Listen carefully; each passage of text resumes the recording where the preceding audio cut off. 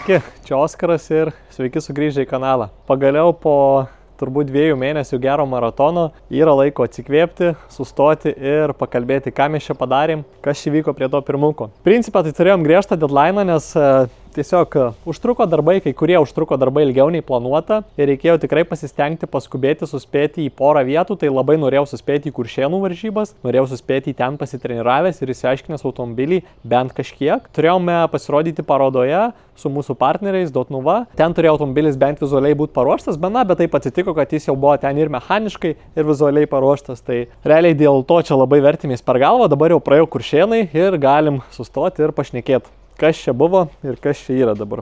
Aišku, visa esmė čia mūsų S55 E82 pirmukas, tai čia tas pats pirmukas, kuriuo aš seniau važiuodavau, tai aš važiuodavau su MP4 3 litrių motoru ir jis turėjo apie 400 PM arklio kažkur ir varžiausi semi pro lygoje, na, o dabar jau keliam tikslus, dedam koją į pro lygą, aišku, nauja jėgainė, naujas variklis, tai čia atsirado S55 variklis iš kokių 2017 metų M3 trečiukų, antrukų, ketvirtukų. Tai va, realiai daug modernesnis variklis, jisai daug pajėgesnis. Visą šitą peisiu, nes tiesiog mačiau komentaruose dar iškylančių tų pačių klausimų, kuriuos aš jau kaip ir esu apkalbėjęs, na, bet greitai perbėkim. Tai S55 variklis, jis realiai pats iš savęs yra nemodifikuotas ir originalus, mes jam padarėm crankhubo modą, įdėjom Audi babinas, na ir visa šita, sakykime, variklio pusė aprengta naujais žaislais. Čia realiai atsirado tik stiprintuvo siurblys ir visa kita yra praktiškai visiškai originalu. Turime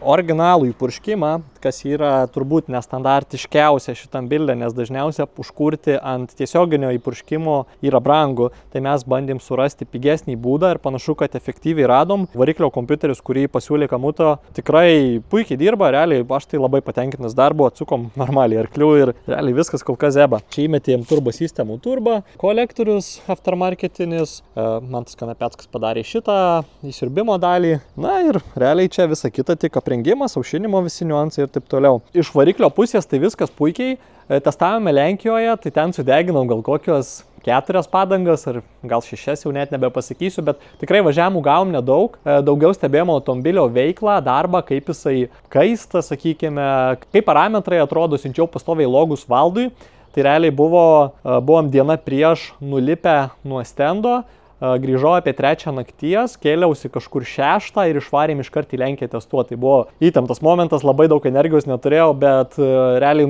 net nuovargio nejaučiau, nes ant tiek visas adrenalinas viską sukėlė pirmą kartą pralėkus už tą mašiną, kad nu čia kosmosas buvo, tikrai negaliu to skųstis taip. Tai realiai Lenkijoje problema, ką turėjom, tai tikrai kaito tiek variklis pats, tiek stipriai kaito dėžė. Ką padarėm su varikliu, tai, na, įsiaiškinom, kad tiesiog vandens yra per daug turbūt nubėgę, nes buvom užkaitinę porą kartų netyčia, nes siurblys vis dar ant knopkės įsijungia, nepabaigėm nustatyti, kad patį siurblį užkurtų aušinimo kažkas kitas, tai žodžiu, ten mažas niuansėlis, bet, žodžiu, reikėjo skysčio dapylėm skysčio ir variklis pradėjo nebekaisti, o kad dėžė nebekaistų, tai realiai pastačiau vietoj vieno didelio ventiliatoriaus, įdėjom tokius 2 mažesnius, čia yra spal ventikai, jie iš principo vienas pumpuoja daugiau oro negu toks didelis, kur prieš tai turėjau. Aišku, kaina vieno yra dviguba nei to, kurį buvau prieš tai įdėjęs, bet nu ką, čia jau yra vietos, kur taupyti negalima ir, nu, žinai, skupas moka 2 kartus, tai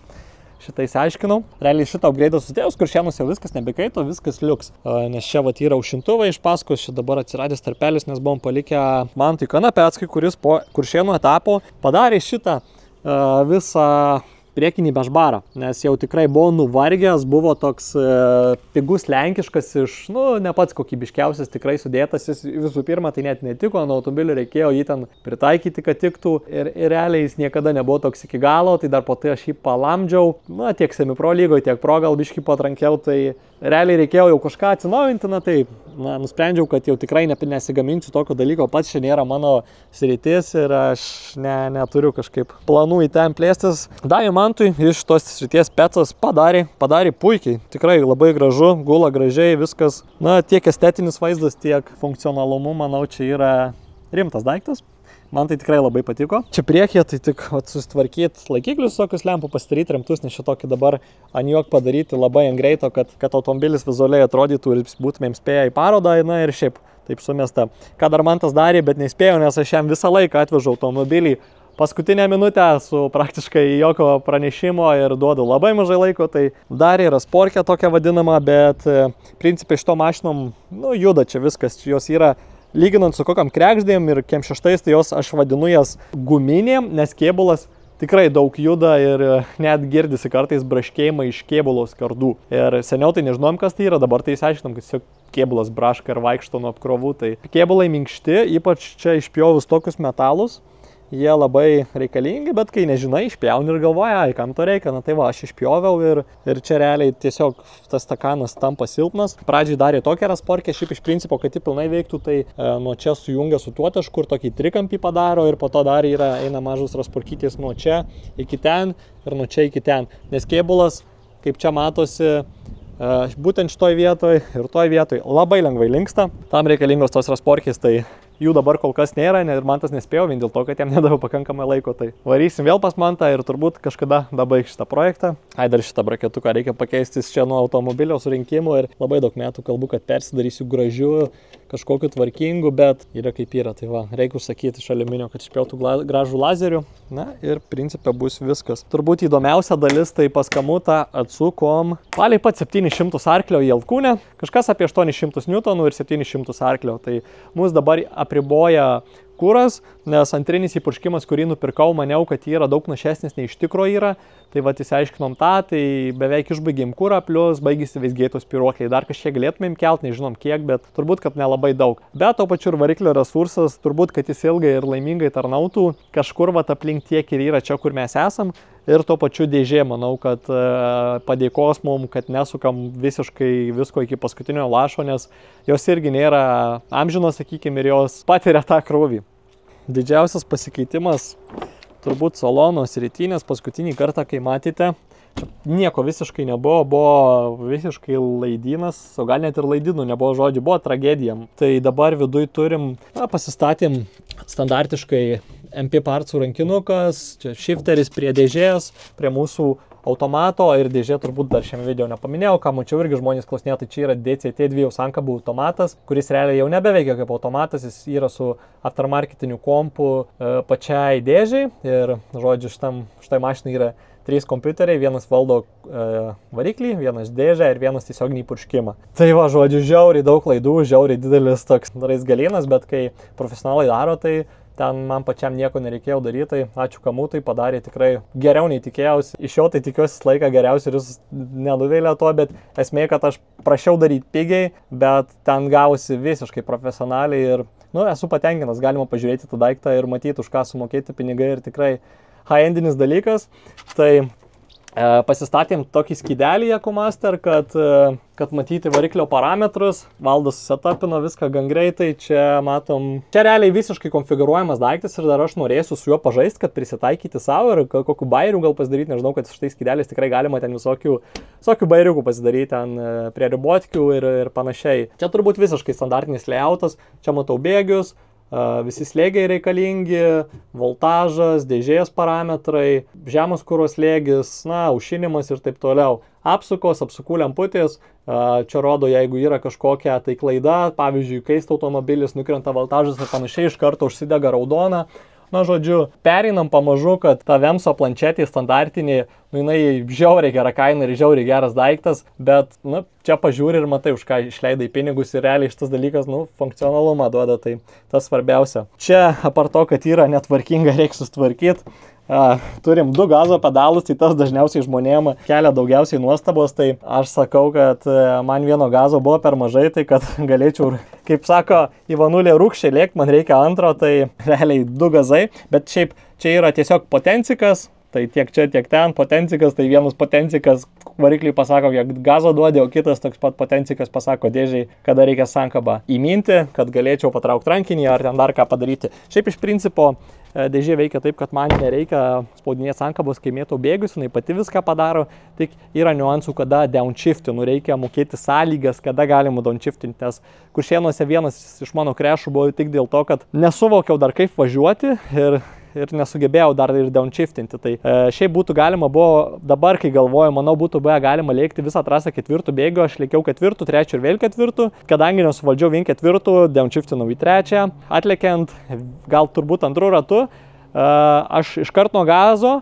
įminiau sankabą, downshiftą, rankinį ir tada važiuoti ir mašina 4 bėgį, jinai paėgė važiuoti naivelę, bet tiesiog jinai nuvažiavo kitokią liniją, realiai jinai nulėkė tokia platesnė linija, o man reikėjo siauresnė ir platesnė linija buvo siena. Nežinojau tų sąlygų, tiksliau dar nebuvau pripratęs prie automobilio, po to pripratau ir ta vieta visiškai įsisprendė. Principe pati dėžė, daug kas žmonių taip abejojo, skeptiškai tą žiūrėjau, aš irgi žiūrėjau skeptiškai, aš irgi bijojau, irgi galvojau, kaip čia bus. Valdas visą laiką ramino, ir ką, jisai buvo teisus, realiai žiauriai geras daiktas, aš esu žiauriai patenkintas, iki tiek, kad realiai net užsisakiau dalių antram tokiam svapui, dėžės svapui.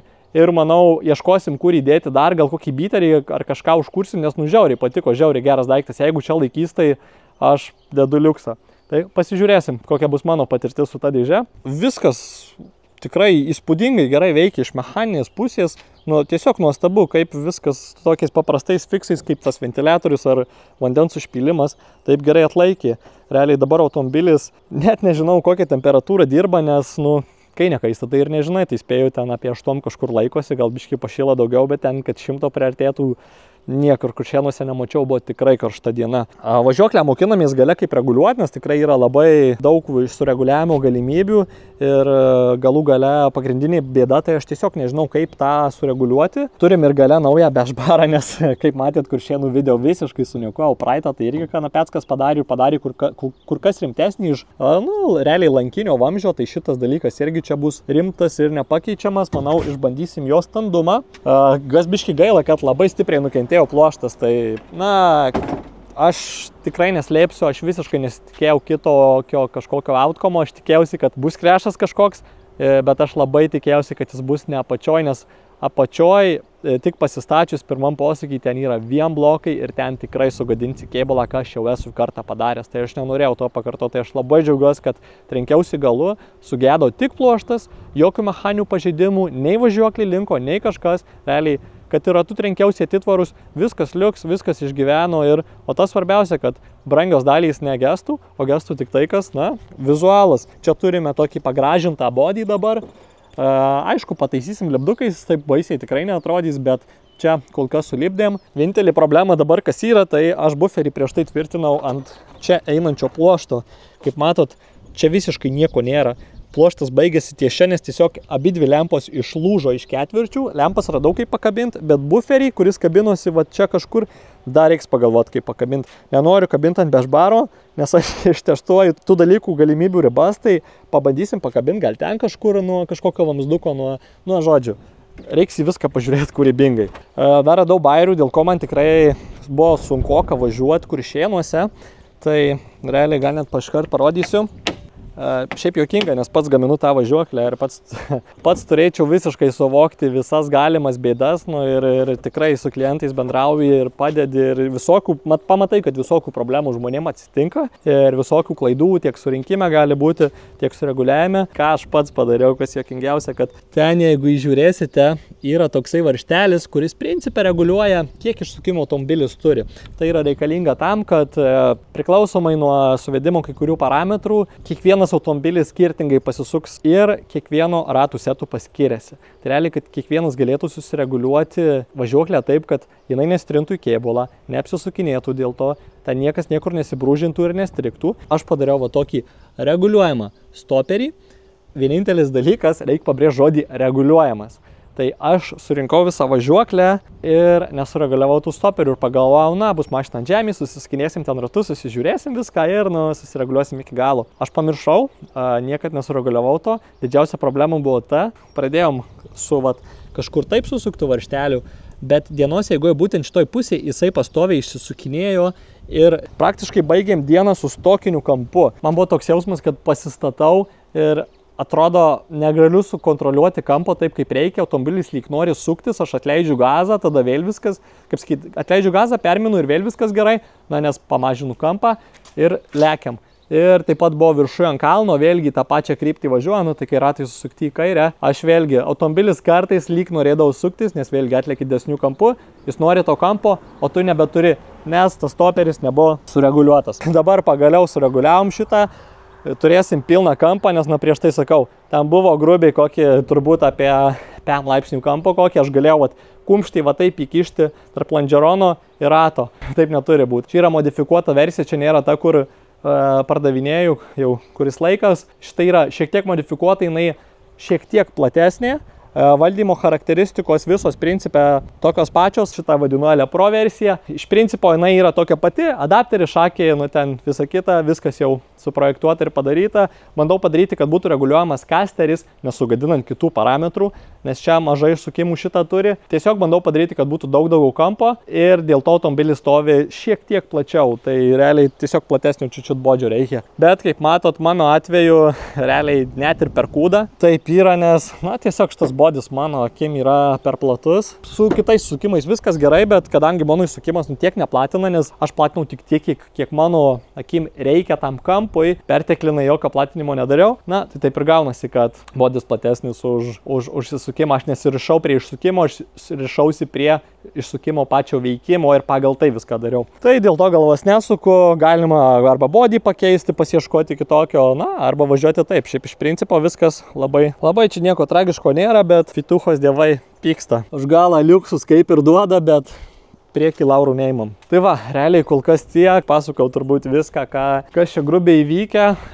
Ačiū visiems, kurie padėjo, nes tikrai čia aš nei pusės nebūčiau tiek padaręs, labai daug padarė Romka, labai daug padėjo, taip pat prisidėjo visi draugai, tiek Martynas, Tautvydas, Rimvis, visi dėjo savo dalelę ir tikrai pasistengė, kad šita mašina būtų tokia, kokia yra. Ir realiai, mano akim, tai yra žiauriai afigiena mašina, man beliko priprasti prie jos.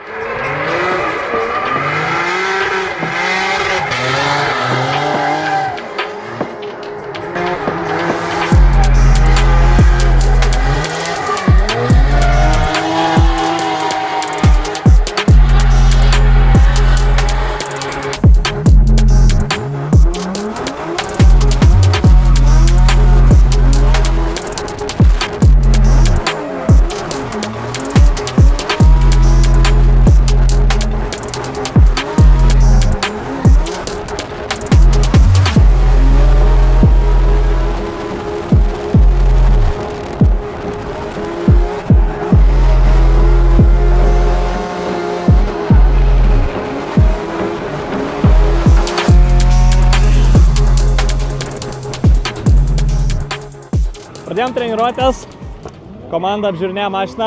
Labas Martynai. Ką darai? Tikiuosi. Žodžiu, bandom daryti pirmosius pakeitimus, bandau spėti, ką čia maždaug reikia automobiliui pakeisti, tai ką dabar būtent keičiam po pirmųjų komplektų, tai keičiam Ackermano nustatymą.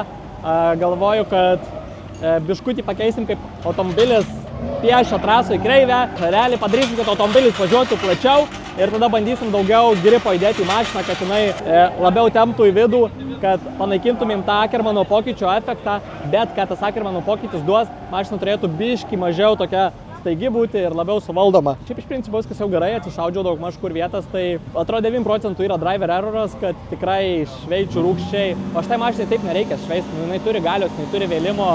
Ir tiesiog reikia laiku užlipti ant gazo ir šitą va reikia išmokti. Kartais jau realiai štai trasai 4 bėgių važiuoju, tai čia apie 107 km/h ratai sukasi, tai su 265 semiais ir dabar jau 1 baru oro reikia ir sankabą perspirti, kad būstas būtų vietoj. Aišku, važiuojam vis dar low boostą, tai nežinau kiek čia arklių yra, kokių 100 per mažai, tai tikrai. Padangos labai greit dyla. Realiai nauja padanga, kokį po 3 ratų tampa, nauja padanga nebe nauja, tai va tikėjausi, kad gal biškai bus labiau kaip Kuršėnuose 6-7 ratai, bet panašu, kad taip nebus. Tai aišku, aikštelėje didelis wheel speedas, daug dūmų, tai duoda savo vertę. Tai va, žiūrim, kokį pokytį padarė visi pakeitimai, pareguliavimai mikro ir ką, tikimės gerin.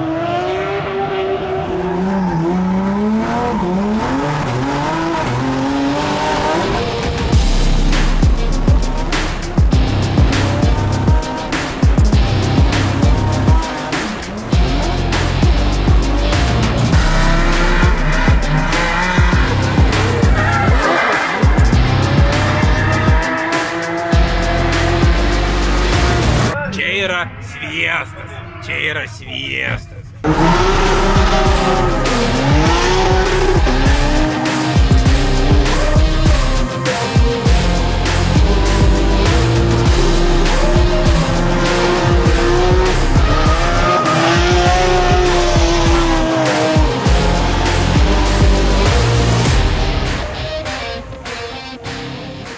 Ką darai, Pauliau?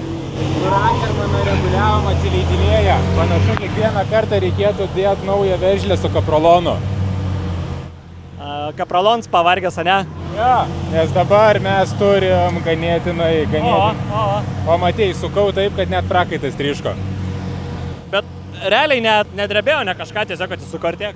Tai įvorės tait kol kas, gerai, kad laiku patikrinom viską. Aišku, aš šitas veržlės jau naudoju, ne kaip Paulius sako. Ką čia, Martynai, radai? Padangų senį. Lepdysim padangų senį. Realiai šitas veržlės jau turbūt aš kokį 4. ar 5. kartą veržiu, tai, nu jo, kaip tas nailonas čia reikėtų turbūt sakyti. Veržliai nailonas dyla ir jis taip nesulaiko veržlės užveržimo turbūt. Perveržiam, pažiūrėm ir manau bus baigta. Gerai užveršt reikia. Principą pakeitimai labai patiko. Automobilis pradėjo daug švelniau šveist. Tiesiog gal buvo biškį per daug to Akermano įsikeitimo, tai vienu žingsniu paėmė į vidų ir realiai daug sugaudomesnis automobilis. Labai garsu čia. Perėjom iš antro nuo plačiausio į trečią nuo plačiausio, tai kol kas viskas liuks, dar nesam prie nulio, tai dar yra į kur eiti į vidų. Galas padangos greitai dyla šitoj trasoje, vieną padangą realiai pastoviai dirba, tai ant kairės padangos dažniausiai, ilgiausiai važiuoja ir jinai per 3 ratus, tai kaip 3 rato gale jau būna basainai. Kol kas pradėjau supratinėti, kai viskas veikia ir pridėjom tikrai sukibimo gale. Reikia jau klačkikus panaudoti ir panašiai, tai realiai reikia žiūrėti, kad būtų būstė, tai manau, čia bus gera patirtis, dar čia biškį pastudijuoti, kaip kas veikia, tai nešokam taip stačia galva žemyn, nes bus vėl, kad padarymo automobiliai biškį valdomesnį ir tada su būstu padarysim vėl jį sunkiai suvaldomą, tai one step at a time.